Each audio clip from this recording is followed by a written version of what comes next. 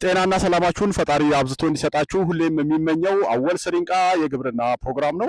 አወል ስሪንቃ የግብርና ፕሮግራም ሁልጊዜ ስለ ግብርና ብቻ ግንዛቤ እየፈጠረ ያለ ቋሚ የግብርና ፕሮግራም ነው። አወል ስሪንቃ የግብርና ፕሮግራም ዛሬ የሚገኘው በሰሜን ወሎ ዞን በሀብሮ ወረዳ በስሪንቃ 1850 ሜትር ከፍታ ባለው መሬት አካባቢ ነው የሚገኘው።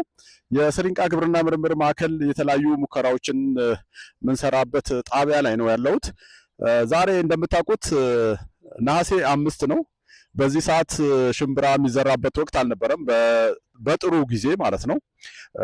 እንደሚታወቀው ከነሐሴ ማብቂያ ወይም ጳጉሜ መጀመሪያ ነበረ በቀደም ባሉ ዘመናት የዝናብ ፍሰቱ ጥሩ በሆነበት ዘመን የሚዘራበት ወቅት ያ ነበር። አሁን ግን ያው ከወቅቱ የአየር ንብረት ለውጥ ጋር ተያይዞ ያው እንደሚታወቀው ዘንድሮ ትንሽ የዝናቡ በመጠንም ሲገባም ያው ችግር ያለበት ወቅት ላይ ነው ያለነውና ስለሆነም አሁን በዚህ ሰዓት ያለውን እርጥበት ተጠቅመን ሽምብራን ወደዚህ ባክ በማድረግ ወደ ኋላ አምጥተን ብንዘራ የተሻለ ነው የሚል እሳቤ ይዘን አሁን ነሐሴ 5 ላይ በስሪንቃ ሽምብራ የመዝራት ስራ ላይ ነው ያለነው። የስሪንቃ ግብርና ምርምር ማዕከል ከዚህ በፊት እንደገለጽኩላችሁ በአገር ደረጃ በርካታ ዝርያዎችን በማስለቀቅ ከደብረ ዘይት ግብርና ምርምር ማዕከል ወይም ደግሞ ከቢሾፍቱ ግብርና ምርምር ማዕከል በመቀጠል በሁለተኛ ደረጃ ላይ ይገኛልና ወደ 7 የተለያዩ የሽምብራ ዝርያዎችን በማውጣት በአካባቢውም ሆነ እስከ ሰሜን ወሎ፣ ደቡብ ወሎ እና የኦሮሞ ብሔረሰብ ልዩ ዞን ላይ ተደራሽ እያደረገ ያለበት ሁኔታ ነው ያለው። ስለሆነም ከዚህ በፊት ያስለቀቃቸውን 7 የተለያዩ 4 ከነጩ ሽምብራ 3 ከቀዩ ሽምብራ እነሱን የሚተኩ ደግሞ ከስር የዝርያ መረጣ ስራዎችን እንሰራለን። ስለሆነም ዛሬ እሱን በመዝራት ላይ ነው የምንገኘው። ከሁለቱም አይነት ነው። ከነጩ ሽምብራ ወይም ካቡሊ ታይፕ ይባላል፣ ከቀዩ ሽምብራ ወይም ደግሞ ደሲ ታይፕ ይባላል። ሁለቱንም ላይ ትኩረት አድርገን ነው የዝርያ መረጣ ስራዎቻችን እየሰራን ያለ ነው። ስለሆነም ዛሬ እንግዲህ ነሐሴ 5 ላይ ወደ ሽምብራ ዘር ገብተናል። እርጥበቱ ጥሩ ነው፣ ንሽ በሚባል ደረጃ ነው አሁን ያለው እና ይህ ደግሞ ለሽምብራ በጣም የሚመከር ነው። በቀጣይ እንግዲህ የሚሆነውን ያው ፈጣሪ ነው የሚያውቀው። ነገር ግን እኛ ካለው ስጋት አኳያ ሽምብራውንም ቀደም አድርጎ በመዝራት ያለውን እርጥበት መጠቀም ይሻላል የሚል እሳቤ ይዘን ዛሬ በመዝራት ላይ እንገኛለን። እንግዲህ አሁን ምንድነው እዚህ አካባቢ ለተወሰኑ አርሶ አደሮች ዘንድሮም ስልጠና ሰጥተን የተለያየ ሽምብራ ዝርያ ሰጥተናል። በዚህ ሂደት ውስጥ የአርሶ አደሮች ፍላጎት ከቀዩ ሽምብራ ወደ ነጩ ሽምብራ ሽፍት ያደረገበትን ሁኔታ ታዝበናል።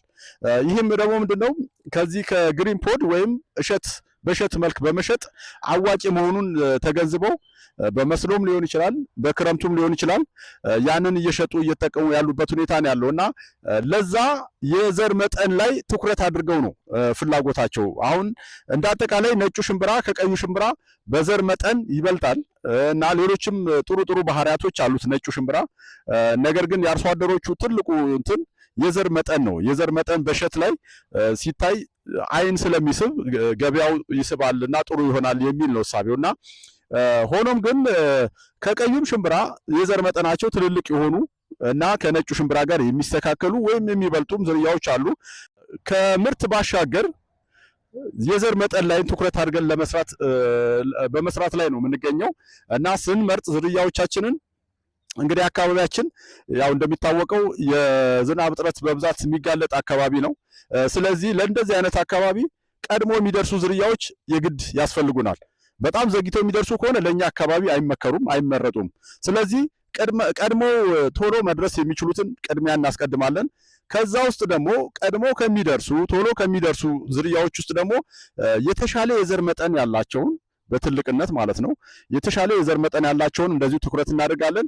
በሶስተኛ ደረጃ ምርት መጠናቸውን እንደዚሁ ትኩረት እናደርጋለን። የአንድ የሽምብራ ዝርያ የዘር መጠኑ ከፍ አለ ማለት ምርቱ ከፍ አለ ማለት አይደለም። ስለዚህ ሁለቱን አማካኝ በሆነ መልኩ የመረጣ ስራ እንሰራለን ማለት ነው።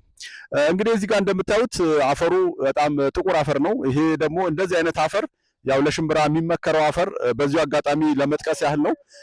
በዛ አይነት መንገድ ነው ያለው። የስሪንቃ ግብርና ምርምር ማዕከል እንግዲህ ከዚህ ከጀርባ የምታያቸው ወጣቶችንም እንግዲህ በዚህ አጋጣሚ ያው የስራ እድል ከመፍጠር አኳያ አስተዋጽኦ እያደረገ ነው። ለሽምብራ ዘር ብቻ አይደለም፣ ሌሎች አካባቢ ብትሄዱ ጤፉ ጋርም ከባቄላውም ከማሽላውም ከሌሎች ሰብሎችም እንደዚሁ በሚሰሩበት አጋጣሚ የስራ እድል ከመፍጠር አኳያ ትልቅ አስተዋጽኦ እያበረከተ ነው ለአካባቢው ህብረተሰብ ማለት ነው። እሺ ቅድም እንደነገርኳችሁ ከቀይ ሽምብራና ከነጭ ሽምብራ ነው እየሰራን ያለ ነው።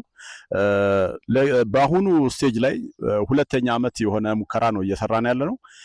በዚህ ስቴጅ ላይ ወደ 14 የሚሆኑ የቀይ የተለያዩ ሽምብራዎችን ወደ 14 የሚሆኑ የነጭ የተለያዩ ሽምብራዎችን በተለያየ ዓመት እየሰራን እየመረጥን ነው አሁን በዚህ ስቴጅ የቀሩት። እነዚህን 14 ዝርያዎች በሶስት ድግግሞሽ አድርገን በሶስት የተለያዩ አካባቢዎች ለምሳሌ እንደ ቆቦም እንሰራለን። ወደ ተውለደሬ ጃሪ የምርምር ሳይት አለን፣ እዛም እንሰራለን። ቀዩንም ሆነ ነጩን ቀድሞ መድረስን እንደገና ደግሞ የዘር መጠኑንም እንደዚሁ ታሳቢ ያደርገን ነው እንትን የምናደርገው። እያንዳንዱ ዝርያ በሶስት ድግግሞሽ በሶስት ሎኬሽን ላይ የምንሰራበት ሁኔታ ይኖራል ማለት ነው። ከነዚህ በስድስት ኢንቫይሮንመንት ማለት ነው በስድስት መረጃዎችን አጠናቅረን የስድስቱን ትንተና በማድረግ የተሻለውን ዝርያ ወደ ቬሪፊኬሽን ወይ ወደ ዝርያ ማረጋገጫ የምናስገመግምበት ሁኔታ ይኖራል ማለት ነው። የስሪንቃ ግብርና ምርምር ማዕከል እንግዲህ ዛሬ ያው ለሽምብራ አሳየዋችሁ እንጂ ቅድም እንደተጠቀሰው በበርካታ ሰብሎች የተለያዩ ዝርያዎችን የተለያዩ ቴክኖሎጂዎችን እያወጣ ተደራሽ እያደረገ ነው የሚገኘው። አወል ስሪንቃ የግብርና ፕሮግራም ደግሞ እንዲህ እያለ ያሳያቸዋል።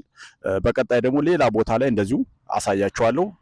አወል ስሪንቃ የግብርና ፕሮግራም እንግዲህ እንደምታውቁት ያው ግብርና ላይ ትኩረት አድርጎ ግንዛቤ የመፍጠር ስራ ነው። አንዳንዴ ደግሞ እንደዚሁ በምንሰራበት አጋጣሚ በማሳ ላይ እንደዚሁ ግንዛቤ የሚፈጥር መልእክቶችንም እንደዚሁ የምናስተላልፍበት ሁኔታ ነው ያለው። ጥያቄ ካላችሁ በሚቀርቡት የቪዲዮ ኮሜንት ስር ማስቀመጥ ትችላላችሁ እና በወረፋ በማስቀመጥ በወረፋ ያው ምላሽ ለመስጠት እንሞክራለን። አወል ስሪንቃ የግብርና ፕሮግራም እንዲህ እያለ ይቀጥላል። በቀጣይ በሌላ ፕሮግራም በሌላ ሐሳብ መለሳለሁ። እስከዛው ቸር እንሁን። ባይ ባይ። ኦን አድርጌዋለሁ። እንደዚህ መያዝ ብቻ።